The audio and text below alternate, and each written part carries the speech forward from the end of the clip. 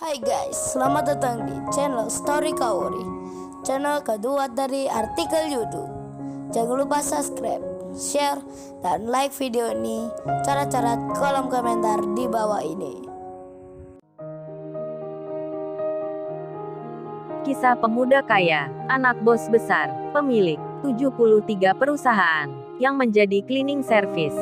Episode 547. Pak Wawan yang melihat, ada polisi berpangkat jenderal, serta pula beberapa pimpinan perusahaan. Pak Wawan pun terkaget jadinya.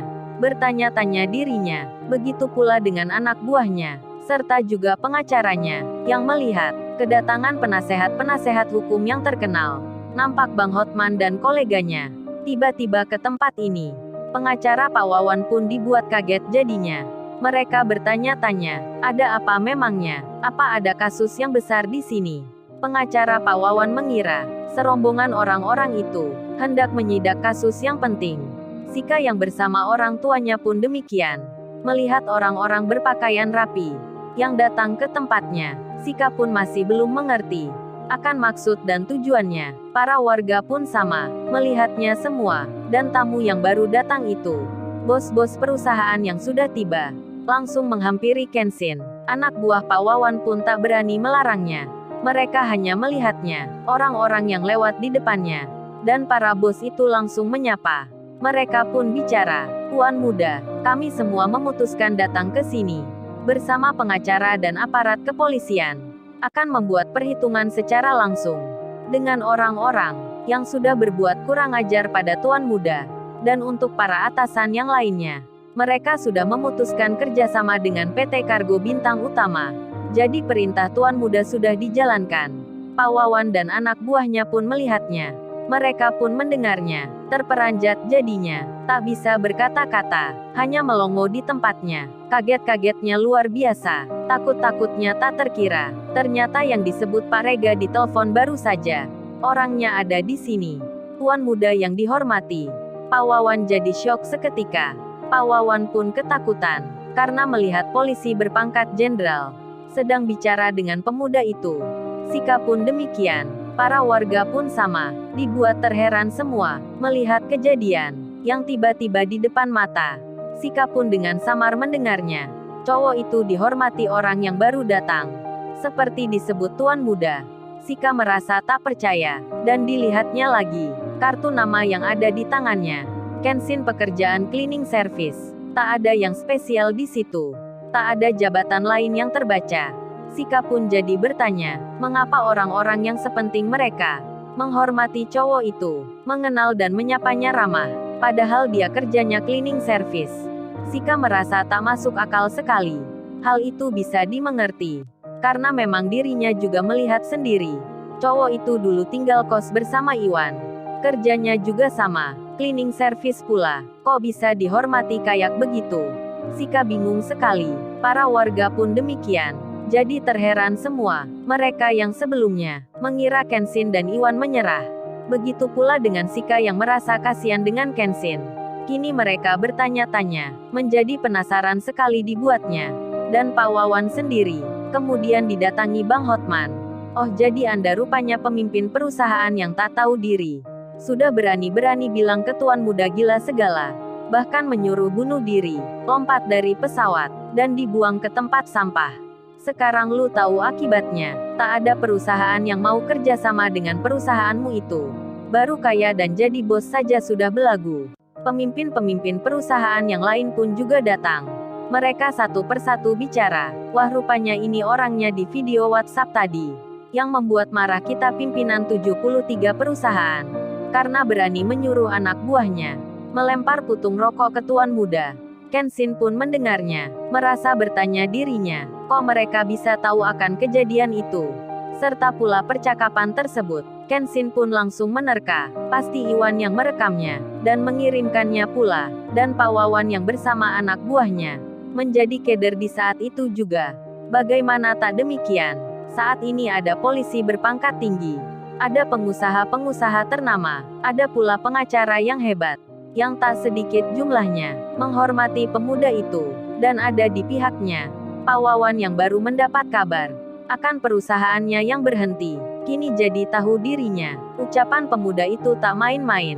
Bukan gertak sambal, seperti yang dikiranya. Pak Wawan pun sangat terheran sekali. Bercampur khawatir, resah dan cemasnya yang tinggi. Pak Wawan bertanya-tanya, bagaimana anak itu bisa memerintah akan bos-bos perusahaan yang besar untuk menuruti apa maunya, padahal usianya masih muda. Kok bisa mengenal mereka, serta punya pengacara yang hebat? Di tengah rasa gelisahnya, Pak Wawan jadi penasaran dibuatnya. Begitu pula dengan anak buahnya, serta penasehat hukumnya, yang belum mengerti Kenshin siapa. Kemudian Pak Jenderal pun datang, bersama beberapa bawahannya, mendatangi Sika dan orang tuanya. Pak Wawan yang melihatnya, semakin takut dibuatnya. Pak Jenderal itu bilang, "Oh ya Mbak Sika ini. Saya baru saja mendapat cerita dari Mas Kenshin yang ada di sana. Katanya Mbak Sika ini pegawainya pengusaha itu, dan diancam akan disita rumahnya. Dengar-dengar berdasar rekaman yang saya dengar tadi, katanya Mbak Sika menolak perintah atasannya, hingga pengusaha itu tak terima. Memangnya perintah apa itu?" Sika pun dak-dikduk dibuatnya. Begitu halnya dengan kedua orang tuanya. Tak menyangka ada polisi berpangkat jenderal yang menanyainya secara langsung. Sika pun menjawabnya dengan apa adanya. Kalau atasannya itu ingin mengajaknya hal yang tak baik, mengajaknya berbuat asusila, dengan janji-janji naik jabatan. Dirinya berkali menolaknya, namun bosnya itu tak terima. Dan kemudian main ancaman, hingga ia melapor ke polisi. Tapi tak pernah ditanggapi. Jadinya rumah kami ini akan disita. Pak Jenderal pun mendengar semuanya. Pak Jenderal lalu berkata, "Oh ternyata itu benar adanya laporan yang tak ditanggapi itu. Karena mereka punya kenalan oknum polisi yang bisa diminta sesuai keinginan mereka. Mbaknya tidak usah khawatir. Saya akan memanggil oknum polisi itu ke sini. Termasuk yang tadi yang ikut berjaga dan mengawal pengusaha itu. Saya mau minta juga keterangan pada mereka. Saya akan pastikan mereka tak akan berani berbohong untuk menjawab pertanyaan nanti." Sang jenderal pun memerintahkan agar polisi yang mengawal Pak Wawan untuk dipanggil ke tempat ini. Dan bawahannya pun langsung bertindak dan menghubungi akan oknum polisi yang dimaksud itu. Pak Wawan dan anak buahnya, serta pengacara-pengacaranya, yang tadi mengaku punya kenalan polisi yang bisa langsung memasukkan penjara Kenshin, sekarang menjadi ketakutan semua. Bahkan pengacaranya itu tak mengira kalau pemuda yang diremehkannya malah punya kenalan polisi berpangkat jenderal. Malu-malulah mereka, takut-takut semua. Kejadian ini tak pernah disangkanya. Urusannya menjadi besar, hanya karena pemuda itu. Perusahaan Pak Wawan berhenti total, yang sangat-sangat di luar nalar. Sedang Kenshin sendiri, rupanya mengajak Iwan tadi pulang, agar cepat-cepat meninggalkan tempat ini. Karena Kenshin sudah merasa sebelumnya, sudah bisa mengira dirinya, pasti ada pimpinan yang datang ke tempat ini. Karena ia sudah memberitahukan ke grup WhatsApp 73 perusahaan. Kenshin pun tak ingin menjadi pusat perhatian akan para warga kampung di tempat ini. Namun, hal itu sudah terlanjur diketahui. Tak sempat Kenshin menghindar, para pimpinan itu sudah datang. Iwan pun tak luput jadi pusat perhatian. Dirinya yang diketahui dari desa, sudah lama kos di kampung sebelah, kerja sehari-hari cleaning service. Para warga kampung ini pun melihat Iwan dengan terheran-heran pula. Kok pemuda itu juga mengenal Bang Hotman? Bercanda dan saling bicara, bahkan bercakap-cakap dengan beberapa orang yang penting itu. Para warga kampung termasuk Pak RT-nya, mereka menjadi bangga akan sosoknya Iwan yang bisa mengenal orang-orang yang hebat.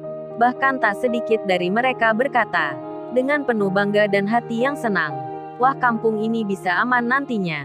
Kalau kita ada masalah dengan hukum, bisa minta Mas Iwan itu saja untuk bicara minta bantuan ke Bang Hotman." Waduh, belum apa-apa.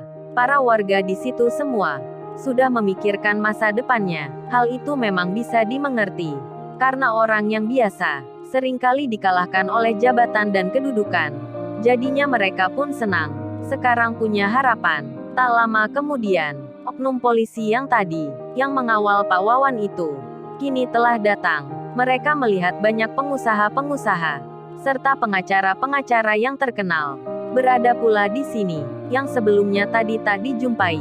Dan oknum polisi itu menghampiri Pak Wawan sambil agak emosi dan marah. Mereka lalu bilang, "Nah kan Pak Wawan, apa yang saya bilang? Pemuda itu bukan orang biasa. Dia mengenal jenderal, pasti urusannya akan besar." Tapi Pak Wawan malah meremehkan, malah meneruskan, "Malah kita yang terseret jadinya. Sudah ku bilang akan jadi besar." Malah Pak Wawan tak percaya. Terpaksa saya harus berkata terus terang, menjelaskan hal yang sebenarnya, karena Pak Jenderal itu orangnya tegas. Saya tak mau diberhentikan tidak hormat. Lebih baik dihukum daripada dipecat. Waduh gawat-gawat. Oknum polisi yang sebelumnya menjadi pengawalnya Pak Wawan akan berkata membongkar kejahatan yang dilakukan, dan tamat-tamat sudah akan Pak Wawan dan anak buahnya. Mereka terancam dipidana, termasuk pula pengacaranya. Lalu, bagaimana kisah selanjutnya? Subscribe channel ini untuk episode berikutnya. Terima kasih. Jangan lupa ya guys, untuk kelanjutan ceritanya ada di channel Story Kauri. Jangan lupa subscribe ya guys, dan tekan notifikasinya